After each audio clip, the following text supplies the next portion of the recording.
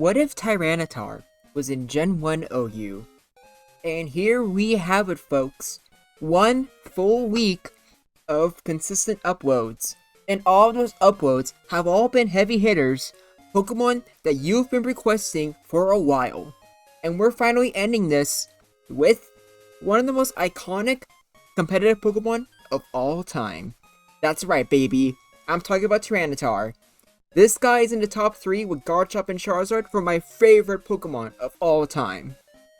But considering my profile picture is literally, Anguirus from the Godzilla franchise, I'm assuming this isn't too much of a surprise, if I'm being completely honest here. Now, some of you might remember that I have said that Tyranitar was a part of a select few Pokemon I said I would never make videos on. But, that's changed. Because the person that inspired me to make these what if videos in the first place, alongside Big Yellow and Plague of One Karma, just inspiring me to just be really into Gen 1 in the first place, there was another YouTuber named, I think it's 80s or something like that. He would make videos for these, lower tiers for, the different past generations. So he would do, Gen 1 9U, or Diamond Pro 7U. But he also made a few what if videos. And the two that inspired me, what if Tyranitar was in Gen 1 OU? And what if Scizor was in Gen 1 OU? Both of those I thought were really interesting. And it was with one of his comments how he talked about how he made those videos by testing them in Showdown, which was how I realized you could test Pokemon with custom games in the first place. So, because he already made Tyranitar, I figured I would not, do it. But recently I found out that the videos are just not on his channel anymore. I'm assuming he deleted them or unlisted them.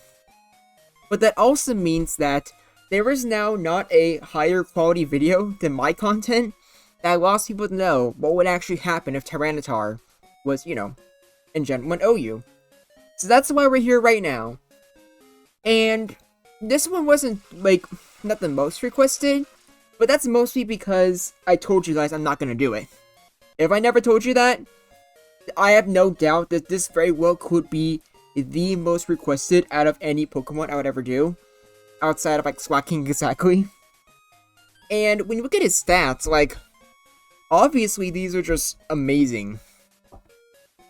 Just absolutely just fantastic. Especially for Gen 1 standards. He has a super great attack that's higher than Rhydon. He has great defense, great HP, 95 special, it's the same as Jinx, and he has a great physical and special move pool. And even his lowest stat, the absolute lowest being 61, is pretty damn good. Because actually think about this for Gen 1 standards. You're faster than Rhydon, you're faster than Exeggutor, you're faster than Swelbro and Snorlax. You're only and you're literally only, actually, no, I guess 9 points is pretty significant for being slower than Cloyster. Which is really unfortunate, because even if you were just 1 point higher in speed than Cloyster, or tied with Cloyster, that would significantly change that matchup. But for now, pretty good, absolutely perfect stats. And then you have the Rock Dark typing. You are completely immune to Psychic, which, as you can imagine, is pretty good. I think it's a fair trade from having no immunity to Electric or Thunder Wave, especially since not only do you have the coverage to hit Water types super effectively, but unlike Rhydon, you're not quad weak, and you also have the tools to hurt Grass types as well, which ends up just being really helpful. And the Rock typing, as you all know, is good for resisting normal. Not to mention you're super tanky, so you don't care about always getting hit with 1 Earthquake.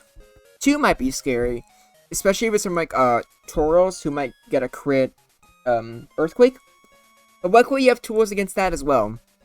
Looking over his amazing move pool, he has Earthquake, Fire Blast, which I think Fire Blast is, I don't think it could be a very niche option. I don't think it would be on every set. But I see Fire Blast as being the main way you can really guarantee you do pretty good against Tauros. Because critical earthquakes, yeah, those are still pretty scary. But resisting Tauros' normal moves, and then burning it with a 30% chance to burn with Fire Blast, that can pretty much just make Tauros a non-threat in of itself. Meaning that Tauroses actually need to fear Tyranitar. And they can't just, like, stay in until they know for a fact they know what T-Tor is actually running. Because Fire Blast is one of those things that can be a bit of a game changer. But even without it, obviously Tyranitar gets Rock Slide. And Rock Slide still hits pretty hard. I think both Earthquake on Tauros and Rock Slide on T-Tar are both 3-hit KOs on each other. So at that point, it just depends on, like, which one has more health before, the other one gets sent out. Ice Beam, as you can imagine, is very great, especially with your 95 special. And I'd argue that it's probably going to be its main special attacking move and just coverage move. Not only is just freezing things in general, which is pretty nice, but this is your main move to use against Rhydon, as you can imagine. Earthquake is your main one against Gengar, and potentially just your main attacking move in general, because even though Rock Slide is good, like, not having the best accuracy is extremely annoying. But, I don't know, it just depends. You also have Thunderbolt and Surf. Surf, I just don't think you're going to use at all, really. I think Surf is... I think, like, Ice Beam is good enough for just Rhydon coverage. And outside of Rhydon, you have no real reason to use Surf. Thunderbolt, on the other hand, I don't think you would use it on every set. But obviously, 95 special, T-Bolt coverage, or not T-Bolt, Bolt Beam coverage. That's really good. Not to mention Thunderbolt is good against Cloyster, Starmie, and Slowbro. It's actually the main reason why I think Starmie is a could go either way. Or actually, I know, I'll take that back. Because I think it's only a could go either way if, let's say, like the Starmie has Surf. Otherwise, with Psychic, Ice Beam, or not Ice Beam, Blizzard, and Thunderbolt, T-Tar can tank those pretty well. That's also another reason why I don't think you're going to always see Thunderbolt. Amnesia Slowbro is still annoying no matter what, and it's probably too big of a threat for you to take on. Thunderbolt could be nice on Cloyster, however, we can't deny that Cloyster with Clamp is faster, which means that most of the time it's going to be in Cloyster's favor. And with Rock Slide already being super effective, I feel like you would rather just go for that for Ice types. Because then it's more so like Cloyster has to switch into you, and a Rock Slide will still do decent damage. I just feel like even Fire Blast has more reason to be there than Thunderbolt. But you guys can disagree with me on that if you want. Unfortunately, we don't have Dynamic Punch. That would be funny. And obviously, Tyranitar does get Hyper Beam. As you can imagine, that is really good. I don't think you're going to use it on every single set, but I think at least for stuff like Chansey, I think it could be helpful. But in general, I would say, at least for my moveset, I would say Rock Slide, Ice Beam, Earthquake, and Fire Blast would be my preferred ones. That's just because I like playing into Tyranitar's strengths. I feel like, even though Hyper Beam and, Hyper Beam and Thunderbolt are pretty good, I would say I prefer Fire Blast, because then you just have a much better matchup against Tauros, and against technically Snorlax. Ice Beam, obviously, is just a mainstay. I would say Ice Beam and Rock Slide are the only two moves that you're always going to have, no matter what. Earthquake just makes you just have a great matchup against Gengar. And I don't know, I just feel like I just can't see any real reason to use anything else when you just really look into it. Because Thunderbolt really just seems more like a win more to me. Same with Hyper Beam too, if I'm being honest. So I think this is the best moveset, but obviously you can change it. You can also put on Rest if you want, because Tyranitar does have pretty good longevity with its great defensive typing and great stats. It can definitely survive long enough. So it's up to you. And let's just get into the replays now, shall we? Starting off with the boy himself, Tauros. Unlike other Pokemon, Tauros can't just get a new, funny move it can spec with in order to have a great matchup. it needs to do well with Earthquake exactly. And while very well can, like having to walk into a Fire Blast and getting burned could be a death sentence. So that's why you need to know exactly what the Tyranitar is running beforehand. Otherwise, it could be very bad for you.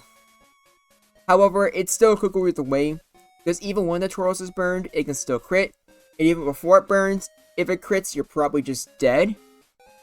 I would say most Snorlax sets, while Snorlax is very tanky, I would argue like Tyranitar probably does pretty good. Unless it's running Earthquake exactly. But even then, it's like the same thing as Tauros. You have Fire Blast. But actually, no, unlike Tauros, I think it's even better because you're faster. But since it's Snorlax, since you can self-reflect Amnesia or self-destruct, it always just depends on the set being run. So as usual, it could go either way.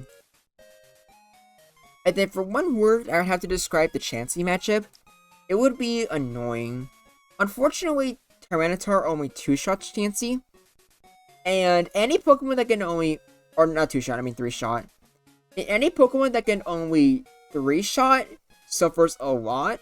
Because that means Chansey can paralyze you, and it can just spam softball for days. Obviously with a crit, Tyranitar does a lot better.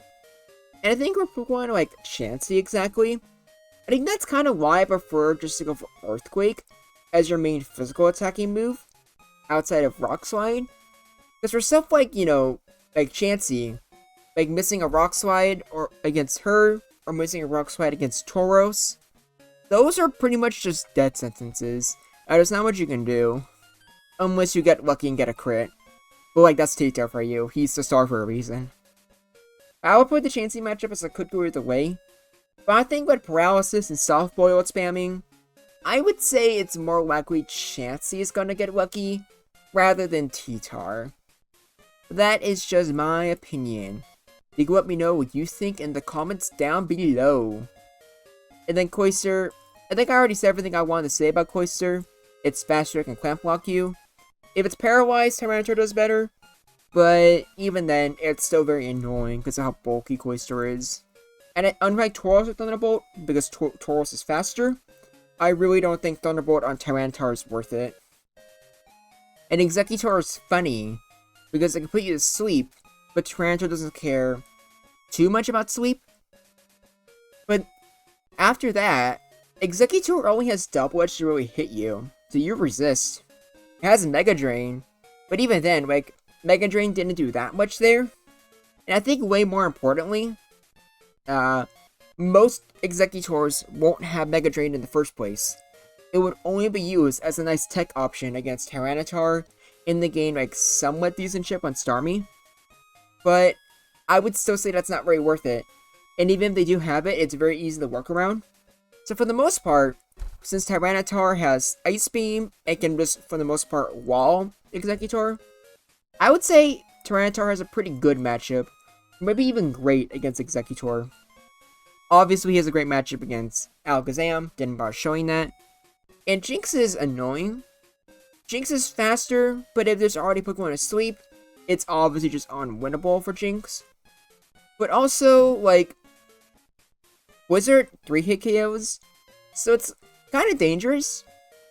Like, I'm pretty sure for the Tauros I put it in bad, which I don't think is accurate. But since Jinx is faster, and is one of the few Pokemon, or one of the few sleep setters that can actually just harm Tyranitar, like, I don't know where to actually rank it. It's weird. And then Rhydon. Luckily, Tyranitar is faster and has high special and an ice move. Because as you can see there, Earthquake does a lot. However, if Tyranitar is paralyzed, then the matchup becomes far more in Rhydon's favor. So it really depends. But I do think it's nice that both rock types are very different. And like, one doesn't necessarily outcompete the other. A part of me even wonders, since they are so different, and since grass and water moves are the most common thing in Gen 1, I wonder if it's even worth putting both on the same team. Because I think having two normal resists that work very differently and have different immunities and weaknesses, that sounds interesting, doesn't it? I'd love to see if that can actually work out. And then for Slowbro, this is probably its only true unwinnable matchup, Because Tyranitar can go for Thunderbolt, but most sets probably won't run that. And it only takes one Amnesia to tank the Thunderbolt really well. That's supposed to Oko T-Tar. The Swirlbolt doesn't even need to set up a lot. It just needs to set up a single move, and then it's already ready to just Oko T-Tar, which is not good. And last but not least, we have Starmie.